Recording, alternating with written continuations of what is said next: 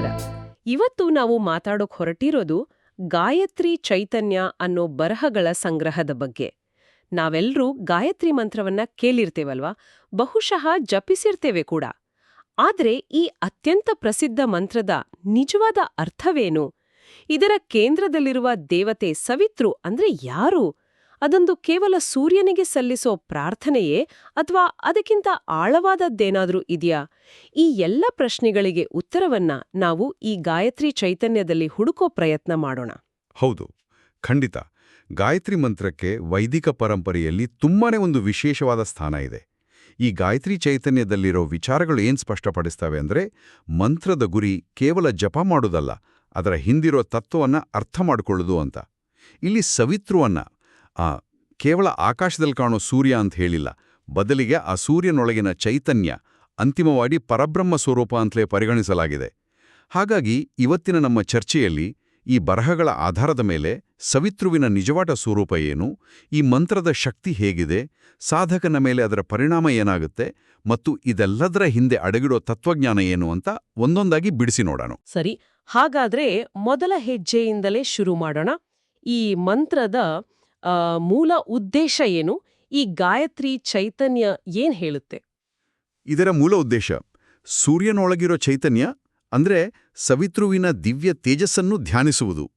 ಇದಕ್ಕೊಂದು ಸಾಧನ ಈ ಮಂತ್ರ. ಶತಪಥ ಬ್ರಾಹ್ಮಣದ ಒಂದು ಮಾತನ್ನು ಇಲ್ಲಿ ಉಲ್ಲೇಖ ಮಾಡ್ತಾರೆ. ಅಸೌ ವೈ ದೇವಃ ಸವಿತೆ ಅಂತ. ಅಂದ್ರೆ ಈ ಸೂರ್ಯನೇ ಬ್ರಹ್ಮ. ನೋಡಿ, ಇಲ್ಲಿ ಆರಂಭದಲ್ಲೇ ಸೂರ್ಯನ ಭೌತಿಕ ರೂಪವನ್ನು ಮೀರಿ ಅದರಲ್ಲಿರೋ ದೈವಿಕ ತತ್ವದ ಬಗ್ಗೆ ಮಾತಾಡ್ಲಾಗ್ತಿದೆ. ಅಂದ್ರೆ ನಾವು ನೋಡೋದು ಭೌತಿಕ ಸೂರ್ಯ, ಆದ್ರೆ ಪ್ರಾರ್ಥನೆ ಸಲ್ಲಿಸ್ತಿರೋದು ಅದರ ಹಿಂದಿರೋ ಶಕ್ತಿಗೆ. ಇಲ್ಲಿ ಹೆಸರಿನ ಬಗ್ಗೆಯೂ ಒಂದು ಕುತೂಹಲಕಾರಿ ವಿಷಯ ಇದೆ ಅಲ್ವಾ? ಗಾಯತ್ರಿ ಮಂತ್ರ ಅಂತನೂ ಕರೀತಾರೆ, ಸಾವಿತ್ರಿ ಮಂತ್ರ ಅಂತನೂ ಕರೀತಾರೆ. ಯಾಕೆ ಹೀಗೆ? ಹೌದು, ಅದೊಂದು ಮುಖ್ಯವಾದ ಅಂಶ. ಇದು ಗಾಯತ್ರಿ ಅನ್ನೋ ಛಂದಸ್ಸಿನಲ್ಲಿ ಅಂದ್ರೆ ಒಂದು ನಿರ್ದಿಷ್ಟ ಪದ್ಯದ ರಚನೆಯಲ್ಲಿ ಇರೋದ್ರಿಂದ ಇದಕ್ಕೆ ಗಾಯತ್ರಿ ಮಂತ್ರ ಅನ್ನೋ ಹೆಸರು ಬಂತು. ಆದ್ರೆ ಇದರ ವಿಷಯ ಅಂದ್ರೆ ಮಂತ್ರ ಯಾರಿಗೆ ಸಮರ್ಪಿತವಾಗಿದೆಯೋ ಆ ದೇವತೆ ಸವಿತೃ. ಹಾಗಾಗಿ ಇದು ಸಾವಿತ್ರಿ ಮಂತ್ರ ಅಂತಾನೂ ಪ್ರಸಿದ್ಧ. ಓ ಹಾಗೆ. ಅಂದ್ರೆ ಒಂದು ಅದರ ಫಾರ್ಮ್ಯಾಟ್ ಬಗ್ಗೆ, ಇನ್ನೊಂದು ಅದರ ಕಂಟೆಂಟ್ ಬಗ್ಗೆ ಹೇಳುತ್ತೆ. ನಿಖರವಾಗಿ ನೀವೆಳಿದ್ದು ಸರಿ. ಒಂದು ಹೆಸರು ಅದರ ರಚನೆಯನ್ನು ಹೇಳಿದ್ರೆ ಇನ್ನೊಂದು ಹೆಸರು ಅದರ ಉದ್ದೇಶವನ್ನು ಹೇಳುತ್ತೆ. ಓಹೋ, ಇದು ತುಂಬಾ ಸ್ಪಷ್ಟವಾಯಿತು. ಹಾಗಾದ್ರೆ ಇದು ಕೇವಲ ಒಂದು ಮಂತ್ರ ಜಪಿಸುವುದಷ್ಟೇ ಅಲ್ಲ, ಬದಲಿಗೆ ಆ ಸವಿತೃ ದೇವತೆಯ ಗುಣಗಳನ್ನು ಕೊಂಡಾಡುವುದು, ಆ ಶಕ್ತಿಯನ್ನು ಉಪಾಸನೆ ಮಾಡುವುದು ಅಂತನೂ ಗಾಯತ್ರಿ ಚೈತನ್ಯ ಹೇಳುತ್ತೆ. ಇದು ಜ್ಞಾನ ಮಾರ್ಗದ ಜೊತೆಗೆ ಭಕ್ತಿ ಮಾರ್ಗಕ್ಕೂ ಒಂದು ಬಾಗಿಲು ತೆರೆದ ಹಾಗೆ ಕಾಣಿಸುತ್ತೆ. ಖಂಡಿತ. ಇದನ್ನೇ ಗಾಯತ್ರಿ ಚೈತನ್ಯ ಒತ್ತಿ ಹೇಳೋದು. ಇದು ಕೇವಲ ಬಾಯ್ಪಾಠ ಮಾಡಿ ಹೇಳುವ ಮಂತ್ರವಲ್ಲ, ಇದು ಸವಿತೃವಿನ ಗುಣಗಾನ, ಆ ದೈವಿಕ ಶಕ್ತಿಯ ಜೊತೆ ಒಂದು ಸಂಬಂಧವನ್ನು ಬೆಳೆಸ್ಕೊಳ್ಳೋ ಪ್ರಕ್ರಿಯೆ. ಹಾಗಾಗಿ ಇದು ಭಕ್ತಿಗೆ ಒಂದು ಗಟ್ಟಿಯಾದ ಅಡಿಪಾಯ ಹಾಕಿಕೊಳ್ಳುತ್ತೆ.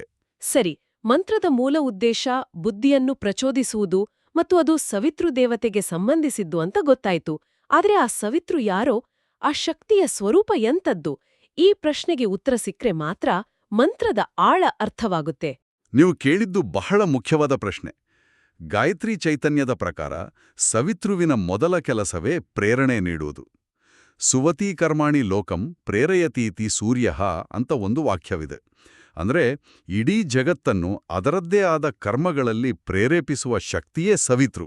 ಅದು ಮನುಷ್ಯರಾಗಿರ್ಬೋದು, ಪ್ರಾಣಿಗಳಾಗಿರ್ಬೋದು ಅಥವಾ ಪ್ರಕೃತಿಯೇ ಆಗಿರ್ಬೋದು, ಎಲ್ಲದಕ್ಕೂ ಚೈತನ್ಯ ಕೊಟ್ಟು ಅವುಗಳ ಕೆಲಸ ಮಾಡಲು ಪ್ರೇರಣೆ ನೀಡುವ ಮೂಲ ಶಕ್ತಿಯದು.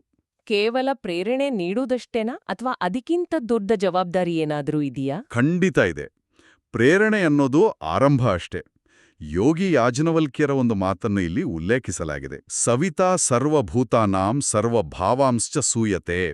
ಇದರರ್ಥ ಸವಿತೃ ಕೇವಲ ಜೀವಿಗಳನ್ನು ಮಾತ್ರವಲ್ಲ, ಅವುಗಳ ಭಾವನೆಗಳನ್ನು ಕೂಡ ಸೃಷ್ಟಿಸುತ್ತಾನೆ ಅಂತ. ಭಾವನೆಗಳನ್ನು ಕೂಡ ಸೃಷ್ಟಿಸುತ್ತಾನೆ? ಹೌದು, ಇದು ಬಹಳ ಆಳವಾದ ಮಾತು.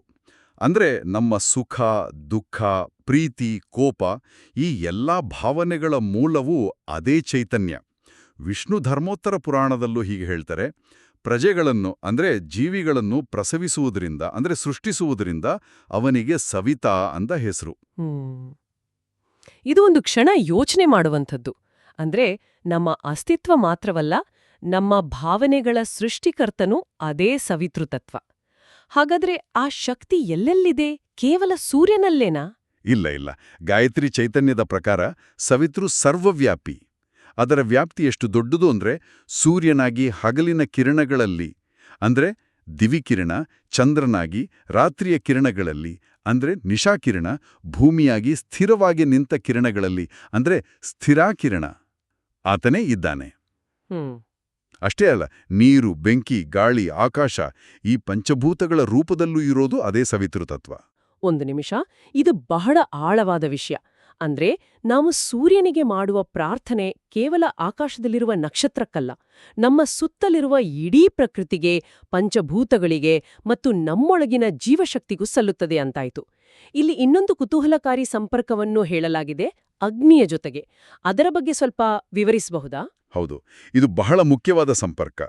ನಿರುಕ್ತದಲ್ಲಿ ಒಂದು ಉಲ್ಲೇಖವಿದೆ, ಸವಿತಾ ವೈ ಸರ್ವಸ್ಯ ಪ್ರಸವಿತಾ ಅಗ್ನಿಃ. ಅಂದ್ರೆ ಎಲ್ಲದರ ಸೃಷ್ಟಿಕರ್ತನಾದ ಸವಿತೃ ಬೇರೆ ಯಾರೂ ಅಲ್ಲ, ಅದು ಅಗ್ನಿಯೇ. ಹೋ, ಇಲ್ಲಿ ಅಗ್ನಿ ಅಂದ್ರೆ ಕೇವಲ ಬೆಂಕಿ ಅಂತ ಅಲ್ಲ.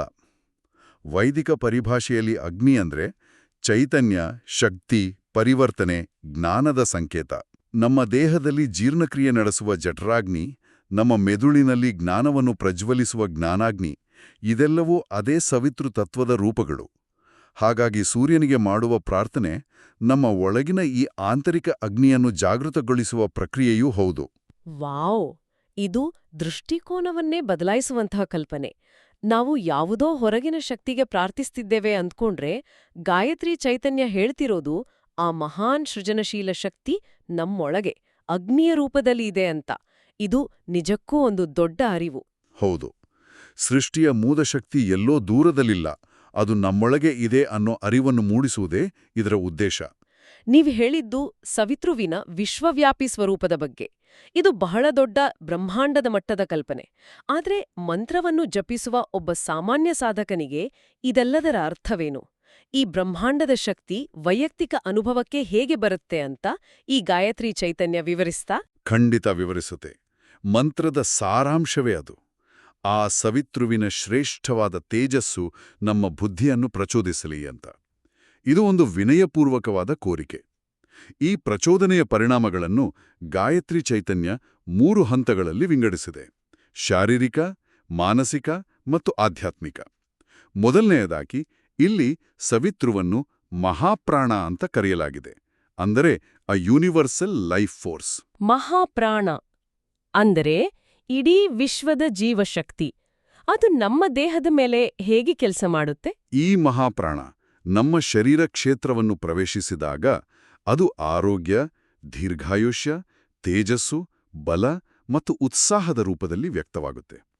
ಗಾಯತ್ರಿ ಚೈತನ್ಯದ ಪ್ರಕಾರ ಇದು ಕೇವಲ ರೋಗಗಳಿಲ್ಲದಿರುವುದು ಮಾತ್ರವಲ್ಲ, ಒಂದು ರೀತಿಯಲ್ಲಿ ಶರೀರದಲ್ಲಿ ಚೈತನ್ಯ ತುಂಬಿದ ಅನುಭವ. ಇದು ಕೇವಲ ಶಾರೀರಿಕಕ್ಕೆ ಸೀಮಿತವಲ್ಲ ಅಲ್ವಾ? ಯಾಕಂದ್ರೆ ಮಂತ್ರದ ಕೋರಿಕೆಯೇ ಬುದ್ಧಿಯನ್ನು ಪ್ರಚೋದಿಸಲಿ ಅಂತಿದೆಯಲ್ಲ. ಖಂಡಿತ ಅಲ್ಲ.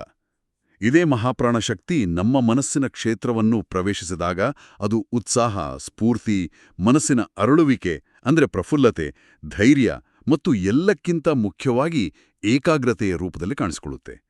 ನಮ್ಮ ಮನಸ್ಸು ಚಂಚಲವಾಗದೆ ಒಂದು ಕಡೆ ಸ್ಥಿರವಾಗಿ ನಿಲ್ಲುವ ಶಕ್ತಿ ಸಿಗುತ್ತೆ. ಅಂದ್ರೆ ಶರೀರ ಆರೋಗ್ಯವಾಗುತ್ತೆ, ಮನಸ್ಸು ಸ್ಥಿರವಾಗುತ್ತೆ. ಇದರ ಮುಂದಿನ ಹಂತ ಆಧ್ಯಾತ್ಮಿಕವೇ. ಹೌದು, ಅದೇ ಶಕ್ತಿ ಇನ್ನೂ ಸೂಕ್ಷ್ಮವಾಗಿ ನಮ್ಮ ಆಧ್ಯಾತ್ಮಿಕ ಕ್ಷೇತ್ರವನ್ನು ಪ್ರವೇಶಿಸಿದಾಗ ಅದು ತಪಸ್ಸು, ಶ್ರದ್ಧೆ, ತ್ಯಾಗ, ದಯೆ, ಪ್ರೇಮ ಮತ್ತು ವಿವೇಕದ ರೂಪದಲ್ಲಿ ವ್ಯಕ್ತವಾಗುತ್ತೆ. ಈ ಗುಣಗಳು ನಮ್ಮಲ್ಲಿ ಸಹಜವಾಗಿ ಬೆಳೆಯಲು ಆರಂಭಿಸುತ್ತವೆ. ಈ ರೀತಿ ಸಾಧಕ ಅಪೂರ್ಣತೆಯಿಂದ ಪೂರ್ಣತೆಯ ಕಡೆಗೆ ಒಂದು ಸಮಗ್ರ ಪ್ರಯಾಣವನ್ನು ಮಾಡ್ತಾನೆ ಅಂತ ವಿವರಿಸಲಾಗಿದೆ. ಇದು ಕೇವಲ ಯಾವುದೋ ಒಂದು ಭಾಗದ ಬೆಳವಣಿಗೆ ಅಲ್ಲ. ಈ ಚೈತನ್ಯದ 6ನೇ ಅಂಶದಲ್ಲಿ ಸೂರ್ಯನ ಕಿರಣಗಳ ಮೂಲಕ ಪ್ರಾಣಶಕ್ತಿ ಭೂಮಿಯನ್ನು ಪ್ರವೇಶಿಸಿ ನಮ್ಮ ಶರೀರ, ಇಂದ್ರಿಯ, ಮನಸ್ಸು ಮತ್ತು ಬುದ್ಧಿಯನ್ನು ಪ್ರಚೋದಿಸುತ್ತೆ ಅಂತ ಹೇಳಲಾಗಿದೆ. ಅದಕ್ಕೆ ಇರಬೇಕು ಬ್ರಾಹ್ಮಿ ಮುಹೂರ್ತದಲ್ಲಿ, ಅಂದ್ರೆ ಸೂರ್ಯೋದಯದ ಸಮಯದಲ್ಲಿ ಇದರ ಜಪಕ್ಕೆ ಹೆಚ್ಚು ಮಹತ್ವ ಕೊಡೋದು. ನಿಖರವಾಗಿ. ಆ ಸಮಯದಲ್ಲಿ ಪ್ರಕೃತಿಯಲ್ಲಿ ಪ್ರಾಣಶಕ್ತಿ ಅತ್ಯಂತ ಶುದ್ಧ ಮತ್ತು ಪ್ರಬಲವಾಗಿರುತ್ತೆ. ಅದನ್ನು ನಮ್ಮದಾಗಿಸಿಕೊಳ್ಳಲು ಅದು ಅತ್ಯುತ್ತಮ ಸಮಯ. ಈ ಪ್ರಕ್ರಿಯೆಯ ಅಂತಿಮ ಫಲವೇ ಶಾಶ್ವತವಾದ ಆನಂದ. ಇದು ಕೇವಲ ಕ್ಷಣಿಕ ಸುಖವಲ್ಲ. ಸವಿತೃ ದೇವತೆಯ ಶಕ್ತಿಯನ್ನು ಅವಲಂಬಿಸಿ ನಮ್ಮ ಬುದ್ಧಿಯು ಈ ಜಗತ್ತಿನ ಆಚೆ ಇರುವ ತತ್ವಜ್ಞಾನದ ಕಡೆಗೆ ಹೊರಳುತ್ತೆ. ಹಾಗಾಗಿ ಗಾಯತ್ರಿ ಮಂತ್ರದ ಜಪ ಅನ್ನೋದು ನಮ್ಮ ದೇಹದೊಳಗಿನ ಸೌರಶಕ್ತಿಯನ್ನು ಅಂದ್ರೆ ನಮ್ಮ ಜ್ಞಾನದ ಅಗ್ನಿಯನ್ನು ಜಾಗೃತಗೊಳಿಸುವ ಕ್ರಿಯೆ. ನಾವು ಇಲ್ಲಿಯವರೆಗೆ ಮಂತ್ರದ ಅರ್ಥ, ಸವಿತೃವಿನ ಸ್ವರೂಪ ಮತ್ತು ಸಾಧಕನ ಮೇಲಾಗುವ ಪರಿಣಾಮಗಳ ಬಗ್ಗೆ ಮಾತಾಡಿದ್ದೇವೆ. ಈಗ ಇದರ ಹಿಂದಿರುವ ತಾತ್ವಿಕ ಆಯಾಮಗಳ ಬಗ್ಗೆ ನೋಡೋಣ. ಗಾಯತ್ರಿ ಚೈತನ್ಯದಲ್ಲಿ ಕೆಲವು ಬಹಳ ಆಳವಾದ ವಿಷಯಗಳಿವೆ. ಅದರಲ್ಲಿ ಒಂದು, ಮಂತ್ರದಲ್ಲಿನ ಪರಮಾತ್ಮ ಅಂದ್ರೆ ಸವಿತ ಮತ್ತು ಜೀವಾತ್ಮ ಅಂದ್ರೆ ಸಾಧಕ, ಇವರಿಬ್ಬರ ನಡುವೆ ಯಾವುದೇ ವ್ಯತ್ಯಾಸವಿಲ್ಲ ಅಂತ ಹೇಳಲಾಗಿದೆ. ಇದು ನೇರವಾಗಿ ಅದ್ವೈತದ ಕಲ್ಪನೆಯನ್ನು ಮುಂದಿಡುತ್ತೆ. ಹೌದು, ಇದು ಈ ಚರ್ಚೆಯ ಅತ್ಯಂತ ಗಹನವಾದ ಭಾಗ. ಇಲ್ಲಿ ಒಂದು ಮುಖ್ಯವಾದ ಪ್ರಶ್ನೆ ಏಳುತ್ತೆ. ನಾವು ಆರಾಧಿಸ್ತಿರುವ ಈ ದೇವತೆಯ ಸ್ವರೂಪವೇನು? ಗಾಯತ್ರಿ ಚೈತನ್ಯದ ಪ್ರಕಾರ ಮೂಲತಃ ಗಾಯತ್ರಿಯಾಗಲಿ, ಸಾವಿತ್ರಿಯಾಗಲಿ ಅಥವಾ ಸವಿತೃವಾಗಿಲಿ ಅದು ಸ್ತ್ರೀಯೂ ಅಲ್ಲ, ಪುರುಷನೂ ಅಲ್ಲ. ಅದು ಲಿಂಗಾತೀತವಾದ ಒಂದು ಮೂಲ ಚೈತನ್ಯ, ಒಂದು ಮೂಲಭೂತ ಶಕ್ತಿ. ಆದ್ರೆ ಸಾಮಾನ್ಯವಾಗಿ ನಾವು ಗಾಯತ್ರಿ ದೇವಿಯನ್ನು ಸ್ತ್ರೀ ರೂಪದಲ್ಲಿ ನೋಡ್ತೀವಲ್ಲ. ನಿಜ. ಯಾಕಂದ್ರೆ ಆ ಮೂಲ ಶಕ್ತಿಯನ್ನು ಆರಾಧಿಸಲು ಒಂದು ರೂಪ ಬೇಕು. ಭಕ್ತಿ ಮಾರ್ಗದಲ್ಲಿ ಸೃಜನಶೀಲತೆಯನ್ನೂ ಕರುಣೆಯನ್ನೂ ಸ್ತ್ರೀ ರೂಪದಲ್ಲಿ ನೋಡುವುದು ಸಹಜ. ಹಾಗಾಗಿ ಗಾಯತ್ರಿ ದೇವಿಯ ಕಲ್ಪನೆ ಬಂತು. ಅದೇ ಶಕ್ತಿಯನ್ನು ಜ್ಞಾನ ಮಾರ್ಗದಲ್ಲಿ ನೋಡಿದಾಗ ಪ್ರೇರೇಪಿಸುವ, ಜ್ಞಾನ ನೀಡುವ ತತ್ವವಾಗಿ ಸವಿತೃ ಎಂಬ ಪುರುಷ ದೇವನ ಕಲ್ಪನೆ ಬಂತು. ಗಾಯತ್ರಿ ಚೈತನ್ಯ ಸ್ಪಷ್ಟಪಡಿಸುವುದೇನೆಂದರೆ ಇವೆರಡು ಒಂದೇ ಮೂಲತತ್ವದ ವಿಭಿನ್ನ ಆರಾಧನಾ ಪದ್ಧತಿಗಳು. ರೂಪಗಳು ಬೇರೆಯಾದರೂ ಹಿಂದಿರುವ ಶಕ್ತಿ ಒಂದೇ. ಹಾಗಾದ್ರೆ ಈ ಸಾಧನೆಯ ಅಂತಿಮ ಗುರಿ ಏನು? ಈ ಸಂಗ್ರಹದ 20ನೇ ಅಂಶ ಬಹಳ ಕುತೂಹಲಕಾರಿಯಾಗಿದೆ. ಯಾರು ಸೂರ್ಯನಲ್ಲಿ ಅಡಗಿರುವ ರಹಸ್ಯವನ್ನು ಭೇದಿಸುತ್ತಾರೋ ಅವರು ಮಹಾವಿಶ್ವದ ರಹಸ್ಯವನ್ನು ಭೇದಿಸುವ ಸ್ಥಿತಿಯನ್ನು ತಲುಪುತ್ತಾರೆ ಅಂತ ಹೇಳುತ್ತೆ. ಇದರ ಅರ್ಥವೇನು? ಇದರರ್ಥ ಇದು ಪಿಂಡಾಂಡ ಮತ್ತು ಬ್ರಹ್ಮಾಂಡದ ನಡುವಿನ ಸಂಬಂಧವನ್ನು ತೋರಿಸುತ್ತೆ. ಅಂದ್ರೆ ನಮ್ಮ ಶರೀರವೆಂಬ ಈ ಸಣ್ಣ ಜಗತ್ತು ಅಂದ್ರೆ ಪಿಂಡಾಂಡ ಮತ್ತು ಈ ಇಡೀ ವಿಶ್ವವೆಂಬ ಮಹಾಜಗತ್ತು ಅಂದ್ರೆ ಬ್ರಹ್ಮಾಂಡ, ಇವೆರಡೂ ಬೇರೆ ಬೇರೆ ಅಲ್ಲ, ಒಂದೇ ನಿಯಮದ ಮೇಲೆ ಕೆಲಸ ಮಾಡ್ತವೆ. ಒಂದು ಹನಿಯ ಗುಣ ಮತ್ತು ಸಮುದ್ರದ ಗುಣ ಒಂದೇ ಇರುವ ಹಾಗೆ. ಸೂರ್ಯನಲ್ಲಿರುವ ಆಧ್ಯಾತ್ಮಿಕ ಜ್ಯೋತಿಯ ರಹಸ್ಯವನ್ನು ಅರಿತರೆ ಇಡೀ ಬ್ರಹ್ಮಾಂಡದ ರಚನೆಯ ರಹಸ್ಯವೇ ನಮಗೆ ಅರ್ಥವಾಗುತ್ತೆ. ಯಾಕಂದ್ರೆ ಎರಡರ ಮೂಲವೂ ಒಂದೇ. ಇದು ಅದ್ಭುತವಾದ ಕಲ್ಪನೆ. ಹಾಗಾದ್ರೆ ಅಂತಿಮ ಗುರಿ ಆ ಸೂರ್ಯನ ರಹಸ್ಯವನ್ನು ಭೇದಿಸಿ ನಾನು ಮತ್ತು ಆ ಬ್ರಹ್ಮಾಂಡದ ಶಕ್ತಿಯೂ ಒಂದೇ ಅಂತ ಅರಿಯುವುದೇ? ನಿಖರವಾಗಿ. ಅದನ್ನೇ ಗಾಯತ್ರಿ ಚೈತನ್ಯದ 27ನೇ ಅಂಶದಲ್ಲಿ ಅದ್ವೈತ ಉಪಾಸನೆ ಅಂತ ಕರೆಯಲಾಗಿದೆ. ಋಷಿಗಳು ಹೇಳುವಂತೆ ಗಾಯತ್ರಿ ಸಾಧನೆಯು ಸೂರ್ಯನಲ್ಲಿ ಮತ್ತು ಮಾನವನ ಹೃದಯದಲ್ಲಿರುವ ಆತ್ಮನಲ್ಲಿ ಕೊನೆಗೊಳ್ಳುತ್ತದೆ. ಅಂದ್ರೆ ಹೊರಗಿರುವ ಸೂರ್ಯನ ಚೈತನ್ಯ ಮತ್ತು ನಮ್ಮ ಹೃದಯದಲ್ಲಿರುವ ಆತ್ಮಚೈತನ್ಯ ಬೇರೆ ಬೇರೆ ಅಲ್ಲ. ಹಾಗಾದ್ರೆ ಪೂಜಿಸುವ ಕ್ರಮವೂ ಬದಲಾಗಬೇಕಲ್ವೇ? ನಾವು ದೇವರಿಗೆ ಹೊರಗಿನಿಂದ ಪೂಜೆ ಮಾಡುತ್ತೇವೆ. ಹೌದು. ಅದಕ್ಕೆ ಋಷಿಗಳು ಹೇಳ್ತಾರೆ, ಇದನ್ನು ನಮಗಿಂತ ಭಿನ್ನವಾದ ಬೇರೆಯಾದ ಶಕ್ತಿ ಎಂದು ಪೂಜಿಸದೆ ಅದುವೇ ನಾನಾಗಿದ್ದೇನೆ ಅಂದ್ರೆ ಸೋಹಂ ಭಾವದಿಂದ ಉಪಾಸನೆ ಮಾಡಬೇಕು. ಇದು ಈ ತತ್ವಜ್ಞಾನದ ಶಿಖರ.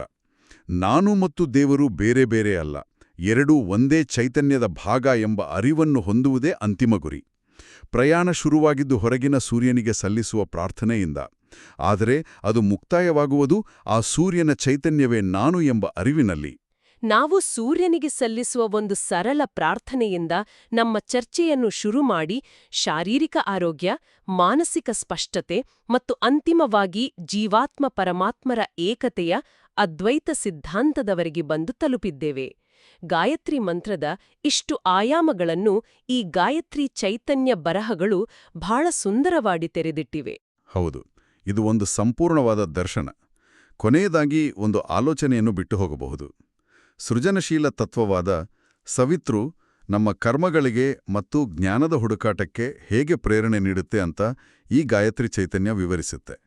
ಅದೇ ಸೃಜನಶೀಲ ಸ್ಫೂರ್ತಿದಾಯಕ ಬೆಳಕು ಹೊರಗೆ ಸೂರ್ಯನಲ್ಲಿ ಮತ್ತು ನಮ್ಮದೇ ಪ್ರಜ್ಞೆಯೊಳಗೆ ಅಗ್ನಿಯ ರೂಪದಲ್ಲಿ ಇದ್ದರೆ, ಈ ಸಂಪರ್ಕವನ್ನು ನಾವು ನಿಜವಾಗ್ಲೂ ಗುರುತಿಸಿದರೆ ಅದು ನಮ್ಮ ದೈನಂದಿನ ಕೆಲಸ ಕಾರ್ಯಗಳ ಮೇಲೆ ಮತ್ತು ಜ್ಞಾನದ ಅನ್ವೇಷಣೆಯ ಮೇಲೆ ನಾವು ಇಡುವ ದೃಷ್ಟಿಕೋನವನ್ನು ಹೇಗೆ ಬದಲಾಯಿಸಬಹುದು.